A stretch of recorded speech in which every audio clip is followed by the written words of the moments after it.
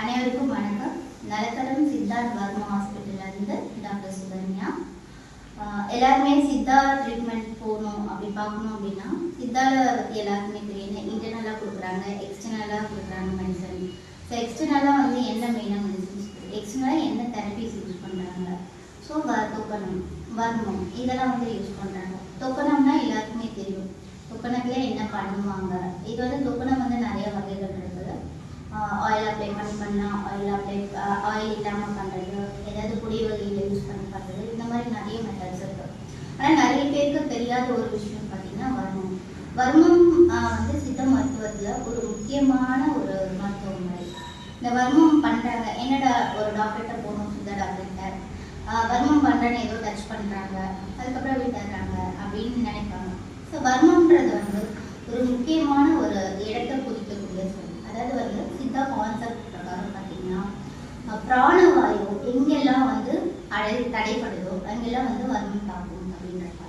இப்போ வர்மம் வந்து ஒரு பாயிண்ட், ஒரு பர்டிகுலர் பாயிண்ட்ல ஒரு பர்டிகுலர் இடத்துல வந்து நமக்கு அடிப்படும் பொழுது வர்மம் வந்து தாக்கும். இந்த இந்த வர்மம் வந்து நிறைய வகைப்படும். தொடு வர்மம், தட்டு வர்மம், படுவர்மம், இந்த மாதிரி நிறைய வெரைட்டிஸ் இருக்கு.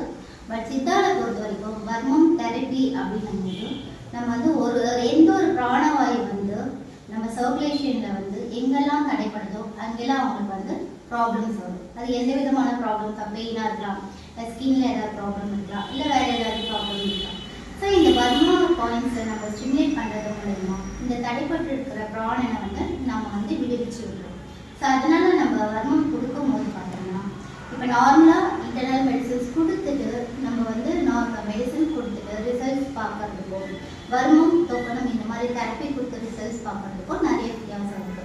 இப்போ நீங்கள் வர்மம் தெரப்பி எடுக்கும்போது உங்களுக்கு வந்து ரிசல்ட்ஸ் வந்து இன்னும் வந்து கொஞ்சம் ஃபாஸ்ட்டாகவே இருக்கும் இன்டர்னல் மெடிசன் மட்டும் எடுக்கிறவங்களுக்கு. இப்போ வந்து நம்ம வர்மம் தொடர்றது மூலிமா, வர்மம் மெடிசன் எடுக்கிறது மூலிமா நம்ம வந்து இந்த அடைச்சிட்டு இருக்க இந்த ஃப்ளோ இல்லாமல் இருக்கிற நம்ம இந்த ஆக்சிஜனை வந்து நம்ம ஆக்சிஜன் சப்ளைவை இன்க்ரீஸ் பண்ணி, அதாவது பிராணவாயுவை இன்க்ரீஸ் பண்ணி அதே மூலிமா நம்ம பெயினை வந்து